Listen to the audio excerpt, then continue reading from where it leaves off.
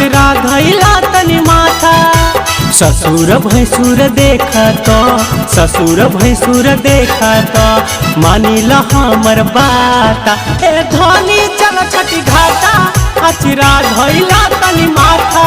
ए धनी चल छठी घाटा अचरा धैला तनी माथा।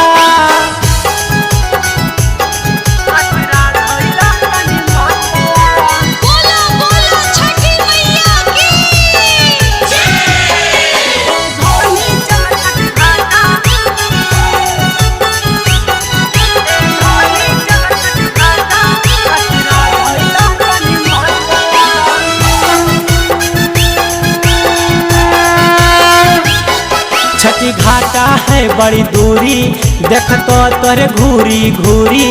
नया नोहर या भी कनिया ये सब हकई बड़ी जरूरी।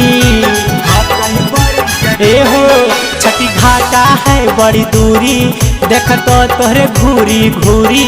नया नोहर या भी कनिया ये सब हकई बड़ी जरूरी। कोई रहतई नीचे तो कोई रहतई नीचे तो रहतई कोई छाता। ए धनी चल छठी घाटा अचरा धैला तनी माथा। ए धनी चल छठी घाटा अचरा धैला तनी माथा।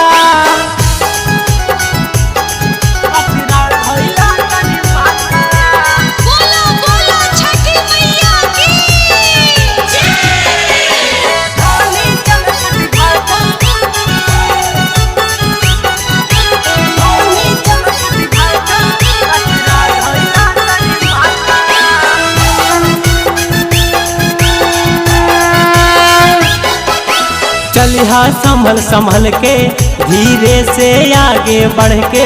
भीड़ रहतई बड़ी भारी ना चलिहा धनी रगड़ के। चलिहा संभल संभल के धीरे धीरे आगे बढ़ के। भीड़ रहतई बड़ी भारी ना चलिहा धनी रगड़ के। हीरा चंदू के साथे हीरा चंदू के साथे पकड़ के जइहा हाथा। ए धनी चल छठी घाटा अचरा धैला तनी माथा।